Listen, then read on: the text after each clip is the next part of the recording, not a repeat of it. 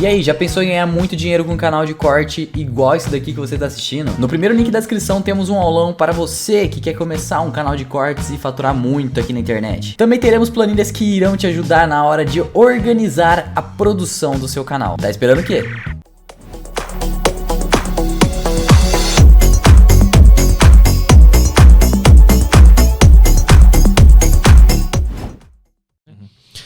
Além de tudo aquilo que já se sabe, a gente é co-editor dessa revista aqui, que é a OVNI Pesquisa.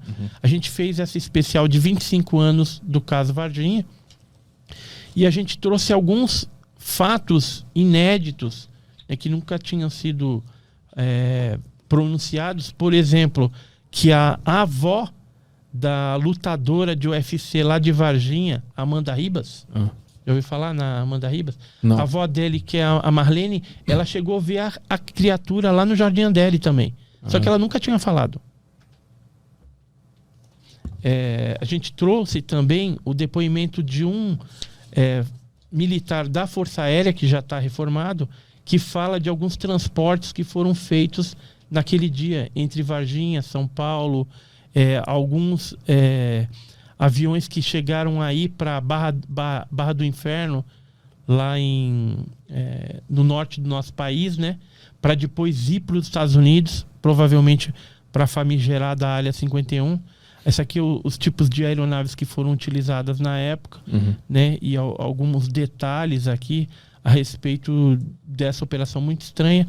Fizemos uma cronologia antes e posterior ao dia 20, das aparições lá na região, o que foi acontecendo a respeito de Varginha. Então, pouco a pouco, o caso Varginha vai aparecendo aí peças do quebra-cabeça e a gente vai montando ele. Mas a prova final seria os militares liberarem a fita da filmagem dessas criaturas, porque elas existem. Tem a fita. Tem fita. No próprio hospital, por exemplo, foi visto um dos militares da ESA com uma handcam pequenininha filmando tudo. Então ele tem imagens. Já tentou solicitar essas imagens e obviamente eles... Não, eles vão falar que não tem, né? Eles dizem que não tem. Eles dizem que não tem. O IPM, lembra que a gente falou do IPM? O IPM ele foi um engodo para... classificar a criatura como um cidadão varginhense que tem problemas na fala. Ele chama mudinho, o Luiz, né? E ele anda às vezes agachado, tal. Tem problemas mentais, né? Tem suas limitações, mas as meninas, elas falam, pô, todo mundo conhece o mudinho aqui em Varginha. Não era ele. Não era ele. E naquele dia que elas viram, o mudinho estava num colégio, isso já apareceu depoimentos, que ele estava num colégio, foi visto lá no colégio, então não tem como ele estar no terreno baldio e no colégio. Sim, tem um álibi. Ao mesmo tempo. Tem um álibi. E elas não foram entrevistadas no IPM. Ou seja, foi um IPM montado para chegar nessa conclusão, botar panos quentes e acabou. De onde será que vem essa ordem? Tu acha que vem dos americanos? No caso foi da própria ESA, entendeu? Quando o negócio estava fugindo do controle, que os americanos devem ter falado alguma coisa, aí os brasileiros falaram, tem que dar um jeito aí. Entendi. Entendeu? Então, o caso começou a ficar muito popular e sair muita informação. Aí eles justificaram que a movimentação de caminhões da ESA lá é que eles tinham mandado para manutenção na Automaco. Só que no dia que teve os avistamentos desses caminhões, a Automaco estava fechada. E o que eram os caminhões? Porque os caminhões foram pegar a criatura que estava dentro do Hospital Humanitas. Mas precisava... Quantos caminhões foram? Foram 3. 3 caminhões. Mas precisava de tudo isso para... Um foi guiado pelo soldado Cirilo, outro pelo soldado Demelo e outro pelo cabo Vassalo. Mas eles falam por que eram 3 caminhões? Um sempre 2 para despistamento e um para pegar a carga. Né? Então foi um, depois foi o outro, mas um apenas pegou. Entendi, porque se fosse só um ia ficar muito na cara. Aí esse que pegou, ele desceu, entrou pelo portão lateral do Humanitas. Esse aqui é o portão lateral do Humanitas. Lá ele chegou, tinha vários médicos e os militares também. Um deles, a paisana filmando, que era um militar do A2, lá da inteligência, do exército, né? E aí a criatura estava num caixãozinho pequeno e um médico se aproximou com uma pinça e puxou a língua. Na verdade, ele não sabe se era a língua ou se era alguma fita de medir putrefação, alguma coisa assim. Mas disse que o negócio era bifurcado, preto e comprido. E quando ele soltou a pinça, aquilo entrou e enrolou para dentro da boca de novo. Tipo língua de sogra. E a boca não tinha dentes. Ele disse que não tinha dentes, era só um rasguinho, aquele narizinho. Quando ele entrou lá, ele pensou que era alguém queimado. Mesmo por causa do cheiro também.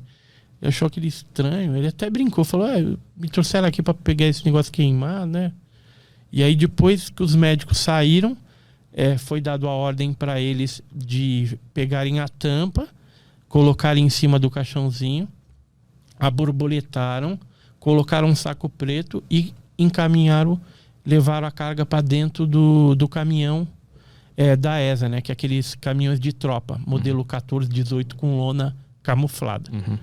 E aí os caminhões voltaram para Automaco, que estava fechada, e saiu em comboio os 3, chegando na ESA, que ficava a 15 quilômetros daquele local, eles entraram direto, contrariando inclusive um procedimento. Porque geralmente quando o caminhão vai fazer alguma operação e volta, existe uma marcação da gasolina, da quilometragem, né? Isso logo no início. Só que nesse caso específico, até os próprios motoristas estranharam isso, mas é ordem. Mandou passar direto, ir lá para uns hangares e encostar, inclusive, a traseira do caminhão na parede. Eu tive a oportunidade de conhecer um dos militares que fez a sentinela dessas cargas até a madrugada do dia seguinte, quando seguiu para Unicamp, às 4 horas da manhã. E esse militar, inclusive, que fez a sentinela, né, dessas cargas, ele até hoje tem medo. Mas ele tatuou um ET no braço. Ele tem medo da situação? De represália, de represálias. Até hoje, porque foi ameaçado. Mas conheço... Ele chegou a trabalhar com a minha esposa. Isso aqui em São Paulo, né? Ele já tinha vindo lá de Varginha, tal, estava em São Paulo. Atualmente acho que ele mora em São Paulo, aí em algum lugar. E aí e não está trabalhando mais lá com a minha esposa, né? Desde quando que vai completar? E aí o que aconteceu? Nesse momento que eles trouxeram as cargas, o tenente-coronel mandou os militares mais graduados subirem até a sala dele, que era o tenente Tibério, o capitão Ramírez, o sargento Pedrosa. Esse povo subiu. E o capitão Ramírez. Aí chegando lá, o tenente-coronel falou exatamente o seguinte: vocês acabaram de participar de uma missão ultra secreta, conto com a descrição dos senhores e amanhã todo mundo aqui às 4 horas para dar prosseguimento à missão. Quem quiser dormir no quartel, tá liberado. Quem quiser dormir em casa, amanhã sem falta nesse horário. Beleza? Pss. E aí o pessoal, 4 horas da manhã, comboio novamente, 3 caminhões, indo para a Unicamp com alguns carros à paisana, normais na frente, uma pneu a Kombi, né, e algumas outras coisas, foram para Unicamp. Aliás, foram para a Escola de Especialistas da Aeronáutica. Escola Preparatória de Cadetes, que é um prédio cor-de-rosa que tem lá em Campinas, que é do Exército também, é uma escola do Exército. E lá, aí os motoristas foram deixados para tomar café, jogar bola, que mais tarde eles voltariam para a ESA. E aí trocaram os motoristas, pegaram os caminhões, saíram e foram para a Unicamp e entregaram a carga pro Badam Palhares. Por quê? Porque aqueles militares ali de Campinas conheciam ali tudo, não precisava vir o cara lá de Varginha.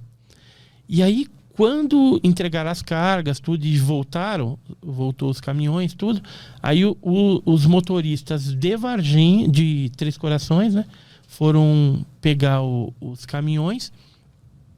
Um do sargento, o sargento Pedrosa, chegou a comentar com um dos motoristas, falou assim, pô, o Unicamp é grande, hein, meu?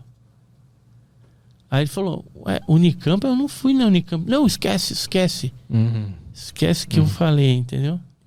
Então, assim, isso está gravado também, entendeu? Alguns militares... o próprio motorista do Badam Palhares, por exemplo, chegou a ver a mão da criatura dentro de um saco que eles tiveram que transportar de um lado para o outro. Então, assim, não dá para tapar o sol com a peneira.